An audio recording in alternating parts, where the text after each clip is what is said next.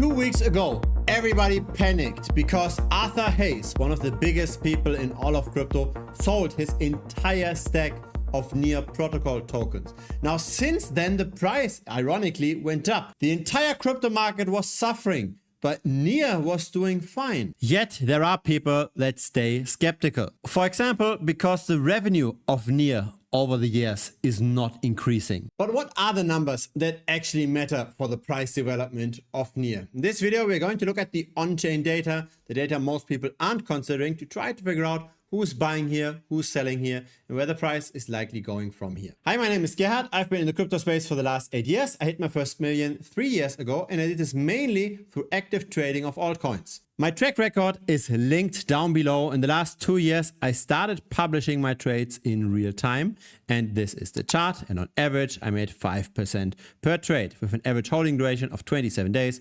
171 trades have been locked, and this is the backlog. Every single trade gets published in real time on this website. It's linked down below. Now, here's the argument against Near. The revenue is not going up, while at the same time, it is an inflationary token. In the last 12 months, the liquid supply of Near increased by roughly 5 to 6%. Yet the capital on the blockchain, the TVL, it's not going up long term. Here's the chain revenue over time. It tends to go up during crypto bull runs. It tends to go down when the market is rather calm, as it is right now. Here's the decentralized exchange trading volume on the Near blockchain. Now, fundamentally, the problem with those charts is that they are very long in duration. This is 4 to 5 years of data, and we don't see any constant growth. There had been plenty of time to build more adoption. Yet we rather see the opposite of adoption. This is the number of daily transactions on the Near blockchain. Over the last 2 years, this trended down. Here's the number of unique accounts, the exact same not so bullish trend. By the way, if you're using X, formerly known as Twitter, then feel free to also follow this account, the account of this channel. I publish various data points regularly over here. Make sure that you follow the right account though, so that's @BitcoinStrat. Don't follow a scammer that's impersonating me. Now in crypto, we see a strong connection between the price development of an asset and the attention on that asset. If a lot of people discuss a certain asset, then the price goes up. If everybody talks about something new, there's a new kid on the block, and the price of that prior asset tends to go down. Thus, looking at the social interactions over time is also an interesting hint towards future price development. Let's start off with a very simple metric. This is the number of search queries of Near crypto over time. This peaked in August of last year and is now at a rather low level. Check out the number of social mentions of Near protocol over time. So that's the bar chart in the back, and the line, that's the price chart. So there's clearly a connection here. Here's the number of social engagements.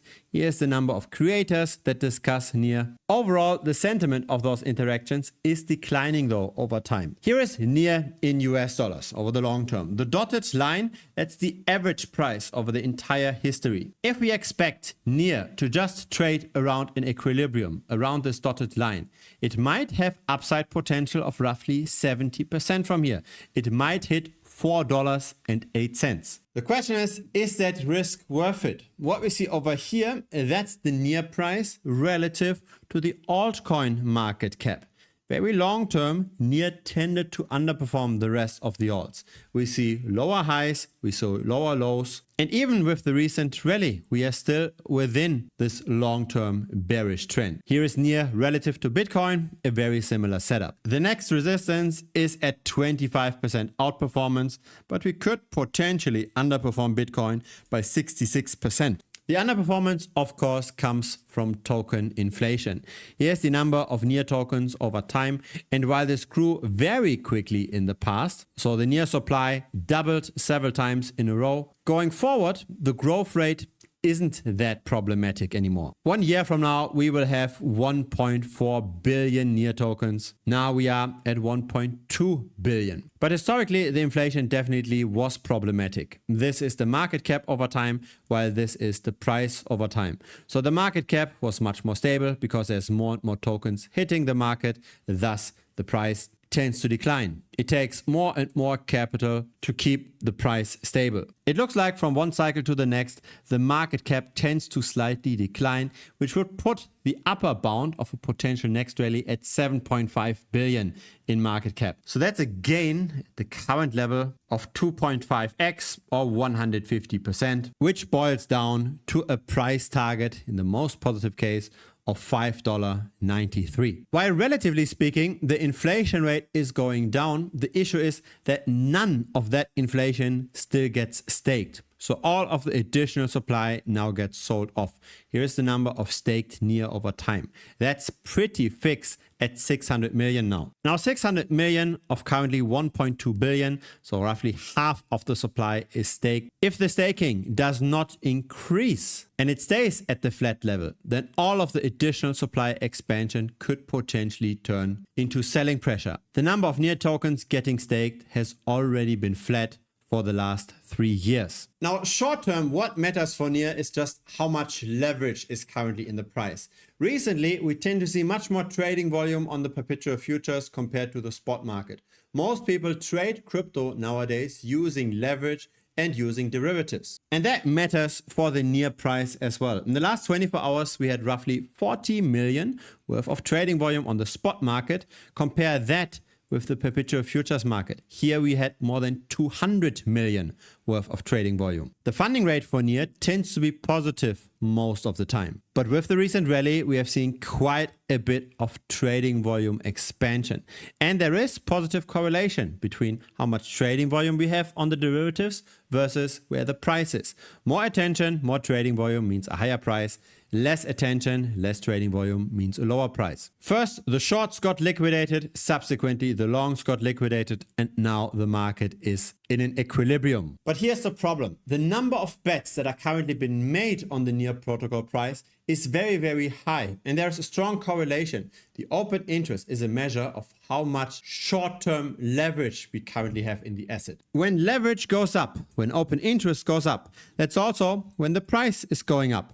When open interest goes down, that's also when the price is going down. And the issue is that right now, open interest is on the higher side. If that comes down again, then this will have a very bad impact on the NIR price development. Now, I tried to figure out what's the best trading rule to trade NIR protocol. So this comes from Bitcoin Strategy Analytics, the backtesting platform of this channel. This looks at all kinds of moving average combinations. The best combination historically had been the 5-day and 21-day simple moving average. Here is how well that trading strategy worked over time. So the NIR price is in gray. The backtested performance, that's the line in blue. And this is where we are right now. The 5-day simple moving average is below the 21-day simple moving average. So according to this backtest, NIR is rather bearish right now. Looking at this signal in combination with the high open interest tells me that it's better to stay cautious with NIR. If you bought NIR at the bottom and now took advantage of the rally, it probably makes sense to at least take partial profit. I don't have a crystal ball either, but the data speaks for itself. The data tells us that currently, at least for the time being, NIR has already flipped its momentum, while there is still a lot of leverage to potentially exit the asset. So yeah, I'm following this kind of approach for trading altcoins relative to Bitcoin and Ethereum and Solana for the last 2 years. I like to always determine the best trading rules and then enter and exit based on those trading rules. For example, here, when we got the Terra Luna short signal, we bet on a falling price of Luna, and then subsequently we closed that position once we got the golden cross. So every single trade over the last 2 years, it's locked over here. It's in that list. It has the individual signals over here as well. And those signals are available in Telegram. They can also be sent via email. It's all available in Premium. Link to Premium pops up here on the screen. If it's your first time, feel free to subscribe. I publish this regularly. A like would be very much appreciated as well. Helps the channel grow. See you next time. Cheers.